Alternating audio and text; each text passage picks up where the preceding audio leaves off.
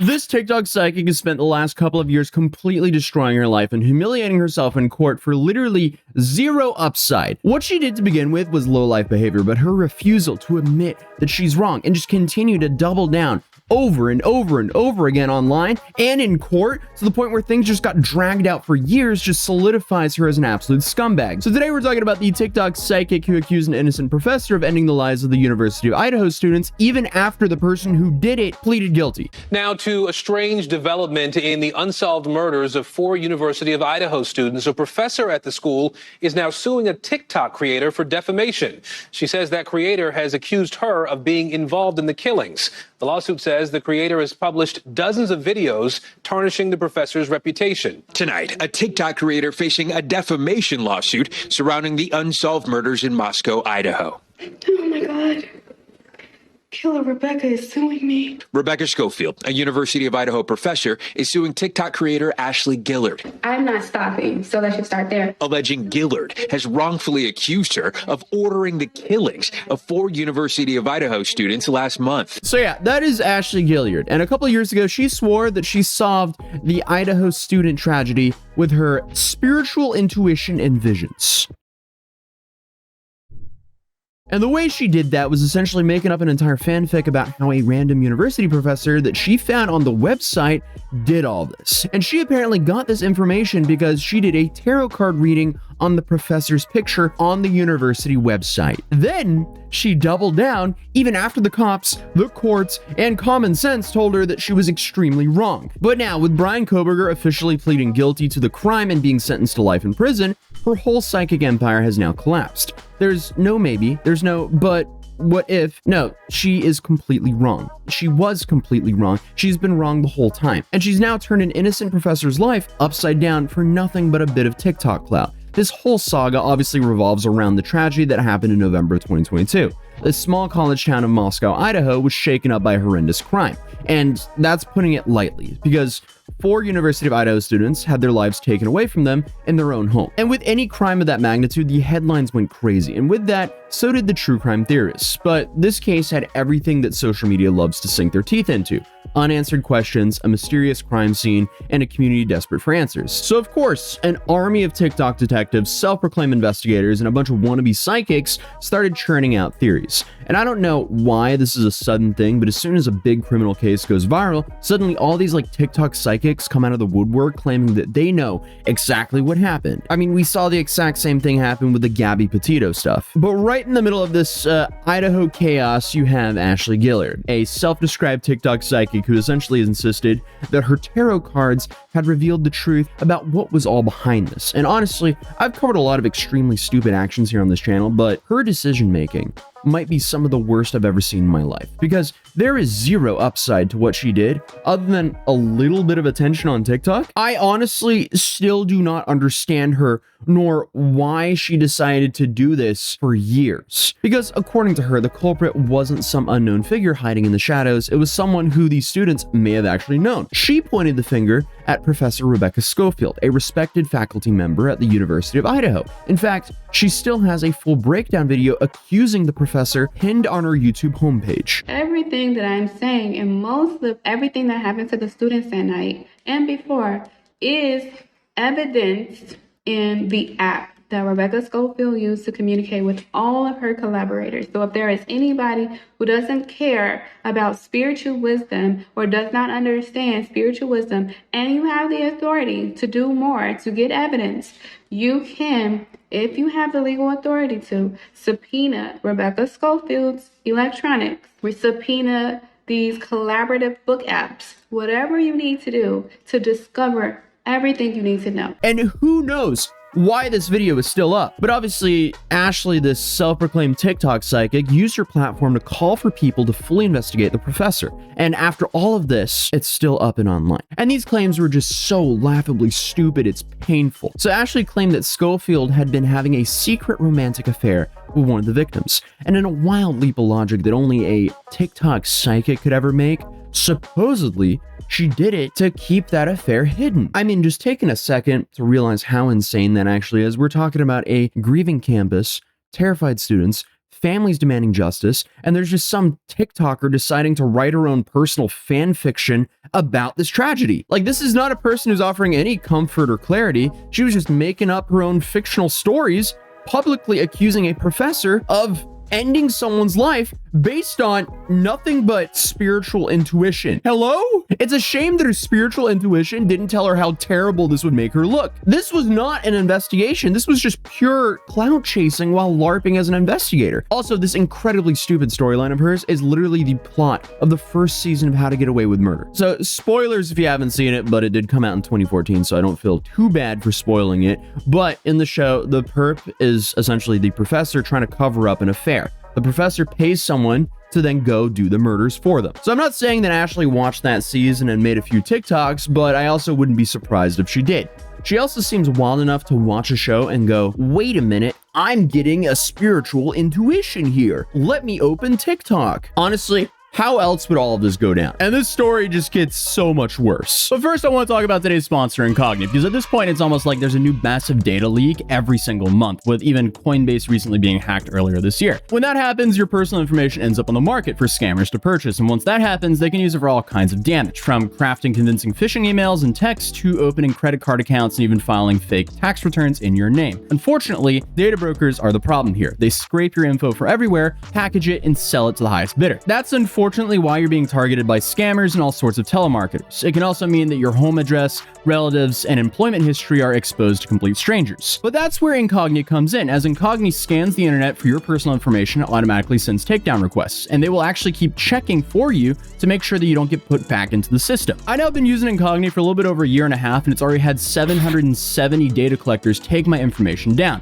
which has saved me roughly 577 hours of manual work if I had to call every single data broker myself and have them remove my information or send emails. And even better, Incogni just introduced unlimited and family unlimited plans, which include their own custom removal features. So if you see your info sitting on a sketchy people's search website or database, you can actually just point it out and Incogni's privacy agents will handle that takedown for you. The family plan lets you extend the goodness for up to 5 family members. So for me, one of the biggest wins has been the peace of mind. And as a bonus, those constant spam calls I used to get multiple times a day, they're now gone. And more importantly, I know my address, shopping habits, and even employment history aren't just floating around in the open for anyone to abuse. So if you want to start taking your privacy more seriously, you can go to incogni.com/Atozy and use code Atozy for 60% off. I've seen it firsthand. Data brokers don't give up easily, but Incogni does the annoying work for you, and honestly, it's been a massive win for me. So I'm grateful Incogni wanted to support the channel and allow me to promote a product that I personally use and enjoy. So again, if you think Incogni could help you, can go to incogni.com/Atozy or click the link right down below to start taking your personal data off the market. But without further ado,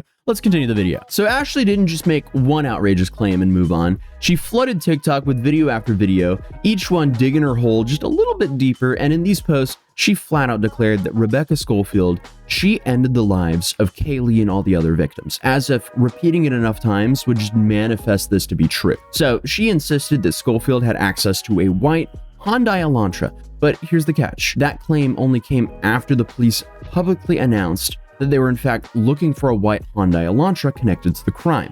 So, in other words, her so-called psychic visions and intuitions look more like scrolling through her news feed looking for details that she can then plug into her fanfic here. She even went so far to actually invent an entire conspiracy claiming that Schofield had hired Jack, a friend of one of the victims, to act as a hitman. And I guess to make her fictitious story sound even more juicy, she also painted Schofield as a sugar mama, supposedly bankrolling travel expenses and throwing money around to just keep the affair alive. The only problem here is there was actually no evidence to back up any of this. Her only source were, in her own words, her tarot cards. Nice argument, Ashley.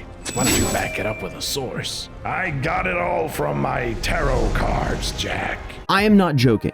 That's it. No witnesses, no documents, no rumors, just printed pieces of cardboard. And this is one of those trials that I really wish that I was there, because seeing her throw down tarot cards in court would go platinum when it comes to all-time experiences. But what's worse is that she just continued with this fantasy even after every piece of evidence was telling her that she was wrong. The Moscow Police Department literally released a statement saying, "We have no evidence that this professor is involved." So for most people, that would be the end of it. But I guess for Ashley, she just saw that as fuel to double down. And she does that a lot. So even after Brian Koberger was arrested and charged, the actual person who committed the crime she still clung to her version of events like it was gospel. And eventually, Professor Schofield had no choice but to fight back. She filed a defamation lawsuit because honestly, imagine being a professor just trying to live your life and suddenly you're being plastered all over TikTok as a supposed murderer. This professor is literally living through a nightmare. I can't believe that this is actually happening to her. And technically, it's not over yet because she still hasn't taken down these videos. I can't believe this. And this professor did not want to sue her. She gave her like 80 billion chances to just retract her statements, delete all the videos, and go do whatever TikTok psychics do without defaming people. But instead, Ashley literally decided to make a video saying that she was going to wipe her behind with the cease and desist letter. So yeah, essentially the professor had no choice but to actually sue her. And the lawsuit stated that Professor Schofield had never met Gilliard. She also does not know her. She does not know why Gilliard picked her and repeatedly falsely accused her of the crime and to be romantically involved with one of the victims. Professor Schofield also does know that she has been harmed by the false TikTok and false statements. And it also says that the professor fears Gilliard's false statements may motivate someone to cause harm to her or her family members. And that is honestly a very valid fear considering how high profile this case is and how many lunatics there are online. So Gilliard's response, she decided to represent herself in court. She had no lawyer or legal training, just her and her psychic intuition back at it again because that hasn't gotten her in enough trouble yet. And obviously, that was a spectacularly bad idea because she missed deadlines, she ignored discovery requests, and when it came to the time to explain her claims, she admitted under oath that her only basis for all of her accusations were her so-called spiritual research, tarot cards, and intuition. I also wouldn't be surprised if she tried to throw down an Uno reverse card during the court proceedings as well. She brought her ideas to court, but they weren't legal arguments or even evidence, so they were just complete nonsense, and the court treated it as such. The judge was very blunt in their ruling. Defendant's psychic intuition, without more, cannot establish a genuine dispute of material facts. Translation: tarot cards don't count as evidence in federal court. Sorry, bud, now go pay her $80 billion because that's probably what you owe her at this point. Obviously, that last part was not the case, but I don't even know how Rebecca will even collect anything. Who knows? Maybe her wages will get garnished so she can start paying back the professor, but unfortunately, she's unemployed. Shocker. Who would have thought? Because let's be real, if you spend years of your life slandering a random professor who did nothing wrong, clearly you're not employed. But as a result, the court ruled that Gilliard had indeed defamed Professor Schofield, and it didn't stop there. The professor was also granted the right to pursue punitive damages because the judge said Gilliard's conduct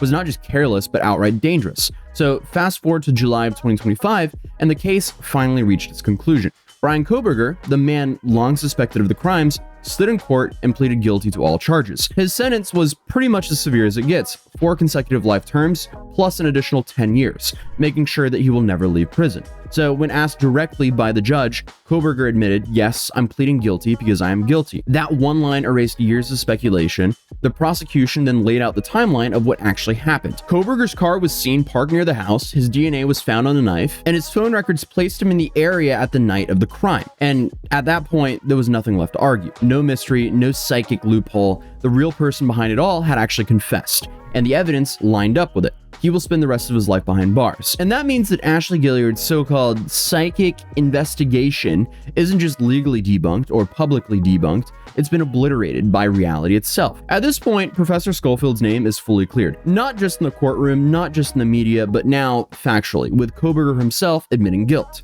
She was never involved, never connected, and never should have been dragged into this in the first place. But ladies and gentlemen, TikTok psychic Ashley, on the other hand here, has been found liable for defamation, could be on the hook for massive damages, and I guess whatever reputation she thought she had is completely in the ruins. The irony here is she lost a defamation case simply because she couldn't stop defaming the very person that was accusing her of defaming her. Honestly, it's kind of rare to see a grip backfire this hard. She acted like waving around tarot cards made her just completely bulletproof against the laws. And I'm a psychic with some sort of like legal shield. Spoiler alert, it's clearly not. The court didn't buy it, the jury won't buy it, and now the world knows that all this nonsense is clearly not true. I guess this is just another shining example of how TikTok clout chasing almost always ends in disaster. Honestly, at this point, I've lost times at how many times I've slapped TikTok into the title, but this one, once again, completely takes the cake. She exploited a real tragedy, dragged an innocent person through the mud, and then tried to pass off tarot cards as hard evidence. This isn't a one-off thing for Ashley, because Ashley isn't just using her abilities for this case. No, she's posted multiple videos online discussing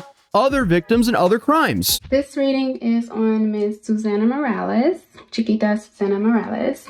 She was found February 2023, but she went missing July 26, 2022.